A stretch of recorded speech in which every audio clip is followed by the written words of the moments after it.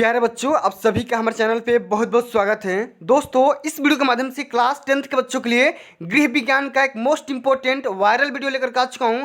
और बच्चों, इस वीडियो के माध्यम से मैं आप सभी को 2023 बोर्ड परीक्षा में आने वाले गृह विज्ञान के जितने भी टाइप्स के मोस्ट इंपॉर्टेंट बहुविकल्पी और अति लघु उत्तरीय प्रश्न बन सकते हैं, उन सभी प्रश्नों को इस वीडियो के माध्यम से कवर करूंगा, जो कि 2023 के बोर्ड के पेपर में पक्का पूछा जाएगा।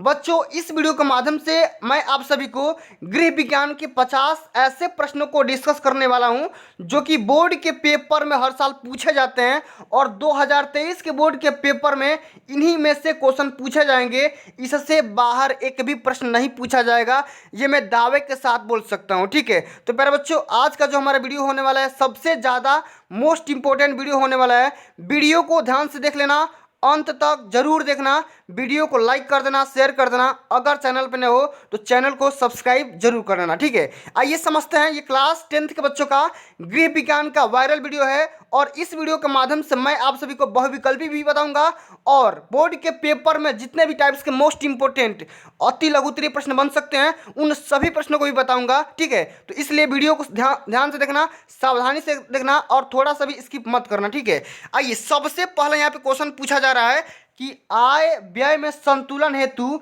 निम्नलिखित में से कौन सा साधन उपयुक्त होगा?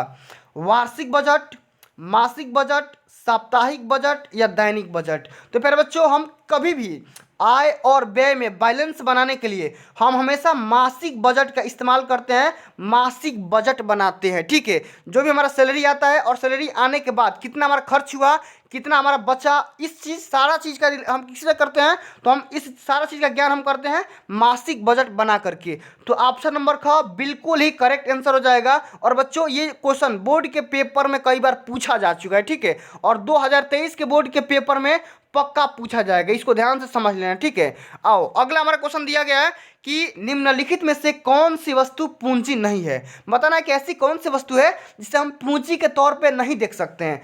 10 का नोट पूंजी है, फैक्ट्री भवन ये भी पूंजी है, टैक्सी ये भी पूंजी है, लेकिन औजार आपका जितने भी यहाँ पे टाइप्स के टूल्स वगैरह होते हैं, ये पूंजी के अंतर्गत नहीं रखे जाते हैं। ठीक है, तो इसको ध्यान में रखना, ये भी बोर्ड के पेपर में कई बार पूछा जा चुका है। ठीक है प्यारे बच्चों, एक बात आप सभी को मैं बताना चाहता हूं, अगर आप इस पूरे पीडीएफ का, ठीक है, इस पूरे वीडियो का अगर आप पीडीएफ प्राप्त करना चाहते हैं तो कहां से कैसे मिलेगा, सब कुछ मैं आप सभी को वीडियो के एंड में बता दूंगा। ठीक है, और आप सभी को एक बार और पता है कि 2023 का टाइम टेबल भी जारी हो चुका है और अब की बार आप सभी को 2023 के बोर्ड के पेपर में जितने भी यहाँ पे एमसीक्यू पूछे जाएंगे, उन सभी को ओएमआर पे हल करना है। ठीक है, तो ओएमआर कैसे हल करना है सब कुछ मैं ऑलरेडी बता रखा हूँ, लेकिन इस वीडियो के एंड में बता दूंगा कि ओएमआर कैसे भरना है, कैसे हल करना है और ओएमआर पे कैसे करोगे कि आपको एक भी नंबर ना कटेगा। ठीक है, आओ अगला हमारा क्वेश्चन पूछा गया है कि बचत का मुख्य प्रयोजन क्या है? देख सकते हैं ये क्वेश्चन कई बार पूछा जा चुका है, 11 में, 16 में, 17 में, 3 बार लगातार ये क्वेश्चन आया हुआ है बोर्ड के पेपर में। ठीक है, बोला जा रहा है कि भविष्य के आवश्यक और आकस्मिक व्यय के लिए, मनोरंजन के लिए या विलासात्मक आवश्यकताओं की पूर्ति के लिए या सुख प्राप्ति के लिए। तो प्यारे बच्चों, हम किस लिए सेविंग करते हैं? हमारा सेविंग करने का मेन मोटो क्या होता है? तो हम कभी भी फ्यूचर में जो भी हम कोई भी नया काम या कोई भी अचानक भी हमारा खर्चा आ जाता है, तो हम उस काम के लिए हम बचत करते हैं, सेविंग करते हैं। तो हमारा पहला ऑप्शन बिल्कुल ही करेक्ट आंसर हो जाएगा कि भविष्य के आवश्यक और आकस्मिक व्यय के लिए हम क्या करते हैं? सेविंग करते हैं, बचत करते हैं। समझ में आ गया? आगे बढ़ते हैं। अगला हमारा क्वेश्चन दिया गया है कि बचत को सुरक्षित रखने का प्रमुख साधन क्या है? ये क्वेश्चन 2012 में और 2017 में 2 बार आया हुआ है। ठीक है, देख सकते हैं। बचत को सुरक्षित बनाने के लिए किसका उपयोग करते हैं?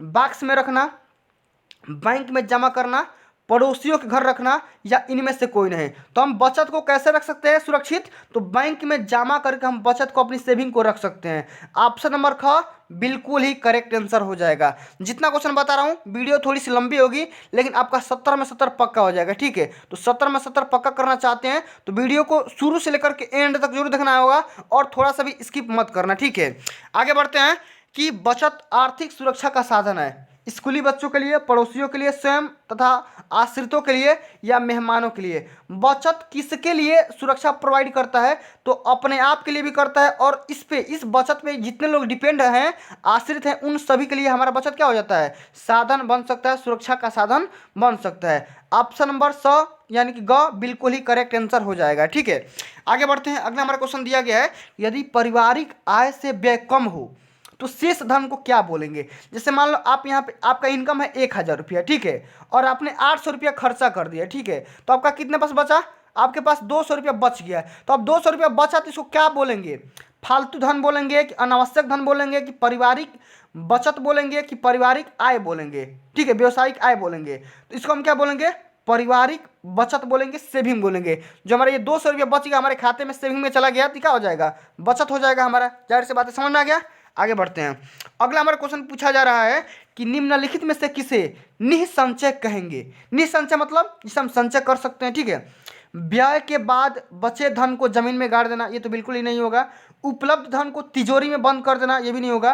कीमती आभूषण बनवाने को हम क्या बोलेंगे? निःसंचय कहेंगे। ठीक है, ऑप्शन नंबर ग बिल्कुल ही करेक्ट आंसर हो जाएगा। ठीक है, चलो अगला हमारा क्वेश्चन दिया गया है कि बैंक में कम से कम कितनी राशि से खाता खोला जा सकता है? 2013 के बोर्ड के पेपर में पूछा गया है और 23 में भी पक्का पूछा जाएगा। ठीक है, ये प्री बोर्ड में के पेपर में आया था क्वेश्चन कि बैंक में कम से कम कितने रुपए का खाता खोल सकते हैं? 1,000, 200, 100 या 500। ठीक है, तो हम 100 रुपया के भी हम खाता खोल सकते हैं। अगर यहाँ पे जीरो भी अगर रुपया दिया होता ना तो जीरो अकाउंट भी खोला जाता है। ठीक है, लेकिन इसमें जीरो नहीं दिया है तो 100 पे क्लिक करना है। ठीक है, समझ में आ गया? आगे बढ़ते हैं। अगला हमारा क्वेश्चन दिया गया है कि जीवन बीमा मुख्य रूप से सुरक्षा का साधन है, स्वयं के लिए, पड़ोसियों के लिए, आश्रितों के लिए या किसी के लिए नहीं? तो किसके लिए है? आश्रितों के लिए डिपेंड करता है। ठीक है, कि जीवन बीमा किसके लिए उपयुक्त साधन होता है? जो भी इस पर डिपेंड रहते हैं उनके लिए। ठीक है, आगे बढ़ते हैं। अगला हमारा क्वेश्चन दिया है कि किसी शुभ अवसर पर दिया जाने वाला चेक कहलाता है? 2009, 10, 17 3 बार ये बोर्ड के पेपर में पूछा गया है कि किसी भी शुभ अवसर पे, फंक्शन पे, बर्थडे पे या किसी भी के शादी पे अगर कोई भी चेक देते हो तो उस चेक का क्या नाम है? ट्रेवलर चेक, क्रॉस चेक, उपहार चेक या ऑर्डर चेक? तो उसको हम क्या बोलेंगे? उपहार चेक या गिफ्ट चेक के नाम से जानते हैं। ठीक है, समझ में आ गया? आगे बढ़ते हैं। अगला हमारा क्वेश्चन दिया गया है कि उपहार चेक की राशि होती है, उपहार चेक कम से कम आप कितना दे सकते हैं? 25 रुपया, 21 रुपया, 30 रुपया या 50 रुपया? तो हम उपहार चेक 21 रुपया दे सकते हैं। ठीक है, क्यों? क्योंकि हमेशा हम विषम में देते हैं, 50, 100, 200 ऐसा नहीं ना दे करके 51, 101, 501, 1001, 2001 ऐसे देंगे। ठीक है, समझ में आ गया? चलो अगला हमारा क्वेश्चन दिया गया है कि संचय का जमा खाता किसके लिए लाभदायक है? यह भी क्वेश्चन 3 बार पूछा गया है, 9, 11, 13 में। वृद्धों के लिए, स्कूली बच्चों के लिए, नौकरी करने वालों के लिए या गृहिणी वर्ग के लिए? तो संचय का जमा खाता किसके लिए लाभदायक है? यह है स्कूली बच्चों के लिए। किसके लिए है? स्कूली बच्चों के लिए है। ऑप्शन नंबर सेकंड बिल्कुल करेक्ट आंसर हो जाएगा।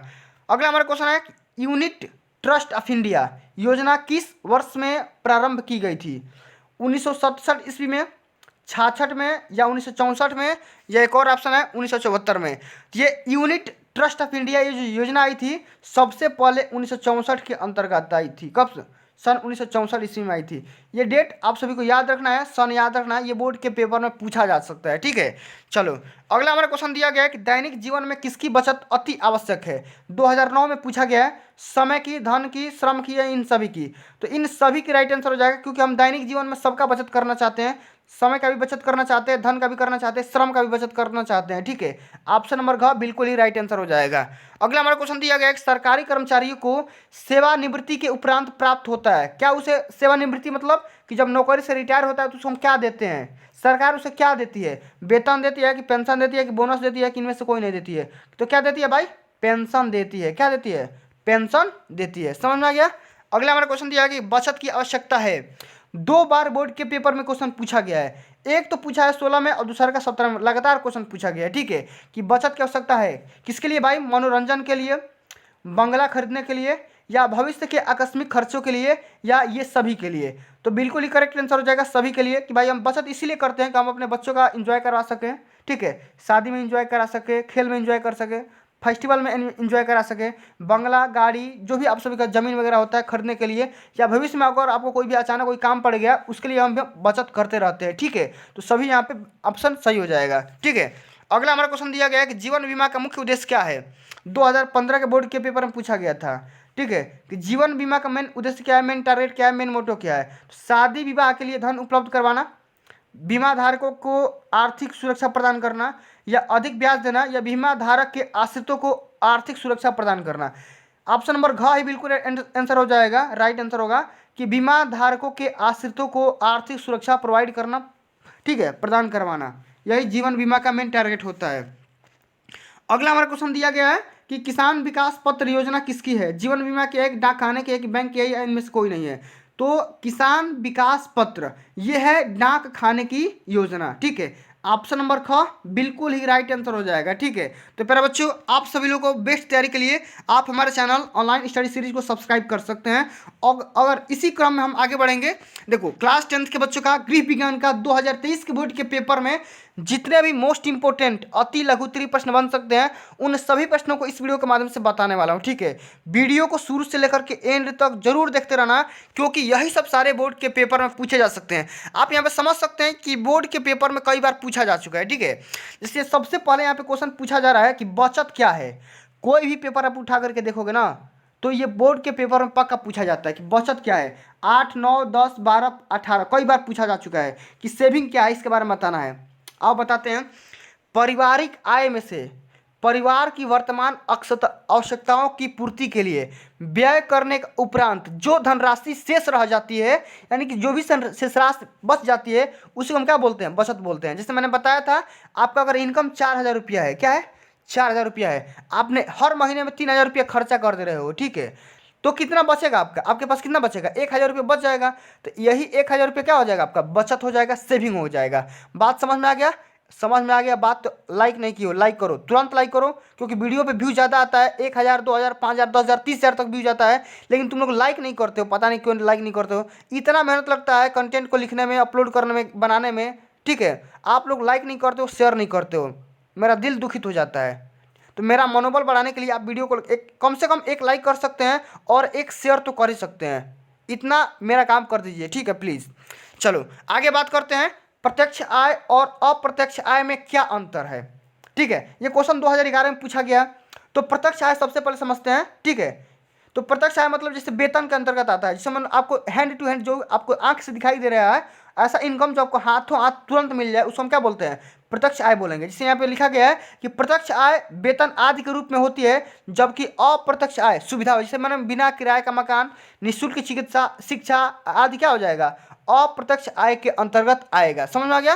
जैसे मान लो मकान के किराए पर आप रह रहे हो, आपका किराया फ्री है, तो ये क्या है, एक अप्रत्यक्ष आय है। आप किराया नहीं दे रहे हो, तो इसका मतलब क्या है, मतलब आपको देना पड़ेगा, लेकिन आप नहीं दे रहे हो, तो कहीं ना कहीं वो साइलेंटली तरीके से दिया जा रहा है। ठीक है, तो क्या हो जाएगा, वो अप्रत्यक्ष आय हो जाएगा। लेकिन जैसे आपको सैलरी मिल रही है, कोई आपको बिजनेस किया हो तो तुरंत पैसा मिल रहा है, दुकान चला रहे हो तो पैसा आ रहा है, तो क्या हो जाएगा, प्रत्यक्ष आय में आ जाएगा। समझ में आ गया बात। चलो आगे बढ़ते हैं। अगला हमारा क्वेश्चन दिया गया है कि डाकघर में बचत खाता खोलने से क्या क्या लाभ होता है, समझाना है। तो डाकघर में बचत खाता खोलने के लिए हमारे पास निम्नलिखित लाभ हो सकते हैं। सबसे पहला हमारा ये लाभ ये हो सकता है कि बचत की आदत को प्रोत्साहन मिल सकता है, हम बचत ज़्यादा कर सकते हैं। जमा धनराशि सभी प्रकार से सुरक्षित रह सकती है। ठीक है, और व्यक्तिगत तथा संयुक्त खाते पर डिपेंड होकर के हम वार्षिक ब्याज प्राप्त कर सकते हैं। इतनी बातें हमें क्या हो सकती है, हम डाकघर में खाता खुलवा करके हम कमा सकते हैं। अगला हमारा क्वेश्चन दिया गया है कि किसान विकास पत्र के विषय में आप क्या जानती हैं, इसके बारे में लिखना है भाई, बताओ इसके बारे में क्या समझती हैं। तो घरेलू बचतों के विनियोग के लिए एक उत्तम योजना किसान विकास पत्र भी है। यह योजना डाकघर के माध्यम से चलाई जा रही है, और इस योजना के अंतर्गत जमा की गई राशि 9 वर्ष 5 महीना में दोगुनी हो जाएगी, यानी कि कम से कम 9.5 वर्ष में क्या हो जाएगी, दोगुना हो जाती है। किसान विकास पत्र को किसी राष्ट्रीयकृत बैंक में गिरवी रखकर ऋण प्राप्त किया जा सकता है, और इस योजना के अंतर्गत की गई बचत पर किसी भी प्रकार का आयकर संबंधी छूट नहीं मिलता है। ये हमारा हो जाएगा किसान विकास पत्र। और मेरे को ये बताओ, किसान विकास पत्र किसकी योजना है, तो डाकघर की है। किसकी योजना है, डाकघर की योजना है। ठीक है, चलो, अगला हमारा क्वेश्चन पूछा जा रहा है कि बचत के कम से कम 4 उद्देश्य को लिखिए। ये बोर्ड के पेपर में कई बार क्वेश्चन पूछा जा चुका है, अब की बार भी प्री बोर्ड के पेपर में क्वेश्चन पूछा गया है और बोर्ड में भी पूछेगा। गारंटी लिख लो, 100% गारंटी लिख करके मैं देता हूँ, ठीक है। पिछली बार जितना क्वेश्चन बताया था प्री बोर्ड में, सब कुछ वही सेम टू सेम वही फंसा था। बच्चे बहुत खुश हो गए थे, गदगदा गए थे बच्चे, ठीक है। नंबर की बारिश हो गई थी। तो बचत के 4 उद्देश्य लिखना है। तो 4 उद्देश्य निम्नलिखित हैं। सबसे पहला, वृद्धावस्था में आर्थिक सुरक्षा प्रदान होना, बच्चों के विवाह में सहायता मिलना, आकस्मिक संकटों में सामना होना, ठीक है, सामाजिक प्रतिष्ठा में वृद्धि होना, ठीक है। ये मेन बचत के 4 उद्देश्य हैं, टारगेट है कि बचत आप करोगे तो इतने चीज़ों से आप लाभ ले सकते हो, ठीक है। चलो, अगला हमारा क्वेश्चन दिया गया है कि यूनिट ट्रस्ट ऑफ इंडिया से आप क्या समझती हैं, इसके बारे में लिखते हैं। तो सबसे पहले मैंने आप सभी को एमसीक्यू में बताया था कि यूनिट ट्रस्ट ऑफ इंडिया सबसे पहले कब आई थी, 1964 में आई थी, ठीक है। इसमें पारिवारिक बजट को एकत्रित कर विभिन्न उद्योगों में लगाया जा सकता है, लाभांश यूनिट धारकों के मध्य वितरित किया जाता है, ठीक है। समझ गए, कब आया था, 1964 में आया था, ठीक है। इसमें क्या किया जा रहा है, पारिवारिक बजट का बढ़ावा दिया जा रहा है। आप बजट यहाँ पे बना सकते हैं, बचत कर सकते हैं। समझ में आ गया। चलो, अगला हमारा क्वेश्चन दिया गया कि बैंक में धन रखना क्यों अच्छा माना जाता है, या बैंक में धन या खाता या बचत खाता खोलने का क्या क्या लाभ होता है, इसके बारे में लिखना है। देख सकते हैं कई बार बोर्ड के पेपर में पूछा गया है। सबसे पहला हमारा लाभ ये हो सकता है कि धन पूर्ण रूप से सुरक्षित रहता है, धन सरलतापूर्वक जमा व निकाला जा सकता है, चेक की सुविधा उपलब्ध हो जाती है, जमा धनराशि पर ब्याज भी मिल सकता है और एटीएम तथा ई बैंकिंग की सुविधा भी प्रोवाइड हो सकती है, ठीक है। इतने सारे हमारे पास बैंक में खाता खुलवाने के लाभ मिल सकते हैं। समझ में आ गया। आगे बढ़ते हैं। अगला हमारा क्वेश्चन दिया गया है कि बैंक के कार्य बताइए। बैंक के कौन कौन से कार्य होते हैं, इसके बारे में लिखना है। सबसे पहले बैंक विश्वव्यापी मुख्य वित्तीय तथा व्यवसायिक संस्थाएं हैं। ये धन के लेन देन तथा कार्य उच्च स्तर पर करते हैं। हम यहाँ अपनी बचत का धन जमा कर सकते हैं और ज़रूरत पड़ने पर उन्हें ऋण भी ले सकते हैं, निकाल भी सकते हैं। समझ में आ गया। बैंक का मेन यही काम होता है। आपका जो भी पैसा होगा वो जमा करेगा, ऋण भी ले सकते हो, कर्ज भी ले सकते हो, ठीक है, या उसको कर्ज दे भी सकते हो। समझ में आ गया। चलो आगे बढ़ते हैं। अगला हमारा क्वेश्चन दिया गया है कि पासबुक की उपयोगिता बताना है। ये बोर्ड के पेपर में हर साल पूछा जाता है। भाई बताओ पासबुक का उपयोगिता क्या होता है, ठीक है। आगे बढ़ते हैं। यहाँ पे देख सकते हैं कि पासबुक में दिए गए विवरण से व्यक्ति को अपने खाते में हुए समस्त लेन देन तथा ब्याज आदि की सही तरीके से जानकारी प्राप्त होती है। यानी कि पासबुक जब जाते हो तो प्रिंट करवाते हो। क्यों करवाते हो भाई, आपके खाते में कितना लेन देन हुआ है, कितना निकाले हो, कितना डाले हो, सब कुछ ज्ञान वही आपका पासबुक बता देगा। समझ में आ गया। आगे बढ़ते हैं। अगला हमारा क्वेश्चन दिया गया है कि चेक बुक की क्या उपयोगिता है। समझ सकते हो, very very most important question है, ठीक है। ये बोर्ड के पेपर में देख सकते हो कई बार पूछा जा चुका है, कम से कम 10-12 साल क्वेश्चन पूछा गया है, ठीक है। चेकबुक रखने से क्या क्या लाभ होता है, क्या क्या फायदा होता है, इसके बारे में लिखना है। तो बैंक के द्वारा उपलब्ध कराई गई चेकबुक्स के माध्यम से धन का लेन देन सरल व सुरक्षित हो जाता है। एक नगर से दूसरे नगर तक धन को हम भेज सकते हैं, आसानी तरीके से निकाल भी सकते हैं। आपको चेकबुक के माध्यम से चेक काट करके दे दिया जाएगा। आप एक जगह से ले जाकर कहीं भी भजवा सकते हैं, कटवा सकते हैं, पैसा विड्रॉल कर सकते हैं। समझ में आ गया। चलो अगला हमारा क्वेश्चन दिया गया है कि चेक कितने प्रकार के होते हैं। तो ये प्राय हम 3 प्रकार के होते हैं, साधारण चेक, उपहार चेक, ट्रेवलर चेक। समझ में आ गया। चलो अगला हमारा क्वेश्चन दिया गया है कि वाहक चेक किसे कहते हैं, इसका लाभ बताइए। तो वाहक चेक उस चेक को कहते हैं जिसे लेकर के कोई भी व्यक्ति बैंक से नगद राशि ले सकता है और इस प्रकार का चेक अपने किसी भी विश्वसनीय व्यक्ति को देकर के धन निकलवाया जा सकता है। वही क्या होता है, वाहक चेक होता है। मतलब सबसे पहले तो पैसा निकाल ही सकते हो, इसका काम ये है, नगद निकाल सकते हो। लेकिन एक बात और है, अगर आपको बैंक में जाने का मन नहीं है तो आप किसी को दे दोगे साइन वगैरह करके, तो वो भी निकाल सकता है पैसा। समझ में आ गया। चलो अगला हमारा क्वेश्चन ये है कि उपहार चेक किसे कहते हैं। तो उपहार चेक जैसे 21 रुपया 51, 101, 151 धनराशि के होते हैं, इसी को हम क्या बोलते हैं। और ये कब दिया जाता है, किसी के बर्थडे पे, शादी पे, या कोई किसी भी शुभ अवसर पे दिया जाता है उपहार चेक, ठीक है। चलो अगला हमारा क्वेश्चन दिया गया कि ट्रेवलर चेक से आप क्या समझते हैं, या ट्रेवलर चेक की उपयोगिता क्या होता है। तो ट्रेवलर चेक, तो बैंक में धन जमा कर ट्रेवलर चेक प्राप्त किया जा सकता है। ये प्रायः 50, 100, 500, 1000 के होते हैं। ये प्रायः देश के किसी भी शहर में जहाँ पर जारीकर्ता बैंक की शाखा है, ठीक है, बजाए जा सकते हैं, ठीक है। यात्रा आदि में धन सुरक्षित ले जाने का ये उपयुक्त माध्यम होता है, साधन होता है, ठीक है। जैसे यहाँ पे बताया जा रहा है कि प्रश्न 15, धोखाधड़ी से बचने के लिए किस प्रकार का हम कर सकते हैं, इसके बारे में बताना है, ठीक है। तो ये तो बहुत इजी क्वेश्चन है, कर सकते हो, ठीक है। अगला हमारा क्वेश्चन दिया गया है 16 नंबर क्वेश्चन के रेखांकित चेक किसे कहते हैं। ये भी देख सकते हो, ये बोर्ड के पेपर में कई बार पूछा जा चुका है, ठीक है। 7 से लेकर के 18 तक पूछा गया है और इस बार भी पूछे जाने की संभावना है, इसको तैयार करना है, ठीक है।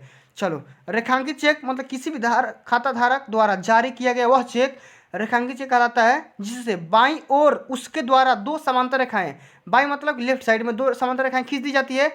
इस चेक का पैसा प्राप्तकर्ता केवल अपने खाते में ही जमा करा करके प्राप्त कर सकता है। इस चेक का नगद भुगतान नहीं कर सकते हैं और इस प्रकार चेक को हम क्या बोल सकते हैं, वेक द्वारा लेन देन सुविधा कर सकते हैं। मतलब आपके लेफ्ट साइड में क्या हो जाएगा, दो रेखाएं खींची जा सकती है और इसको दिया जाएगा, वही बैंक में ट्रांसफर करवा करके ये पैसा ले सकते हैं रेखांकित चेक। समझ में आ गया।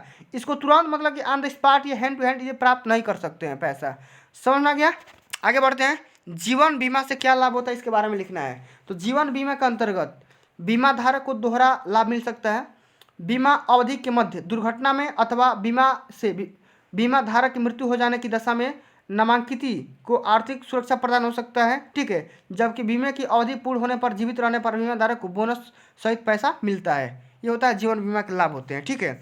चलो, अगला हमारा क्वेश्चन दिया गया है कि डाकघर की किन्हीं दो बचत योजनाओं के नाम लिखिए। तो सबसे पहला हमारा हो जाएगा बचत खाता योजना और संचयी सावधि जमा योजना, ठीक है। चलो, अगला क्वेश्चन हमारा दिया गया है कि मितव्ययिता से आप क्या समझते हैं, इसके बारे में लिखना है। तो सोच समझकर उचित कार्य में कम से कम व्यय करना, कम से कम खर्च करना, वही क्या होती है, मितव्ययिता कहलाती है। समझ में आ गया।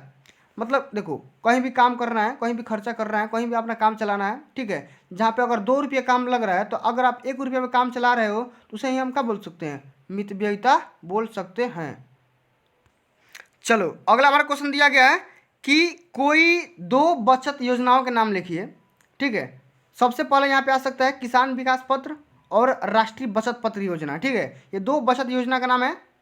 नाम याद रखना है क्योंकि इसमें तो बना करके आप लिख नहीं सकते हो, ये 2 नंबर में पूछा जाता है, ठीक है। चलो, अगला हमारा क्वेश्चन दिया गया है कि बचत का विनियोजन करने वाली संस्थाएं कौन कौन सी है।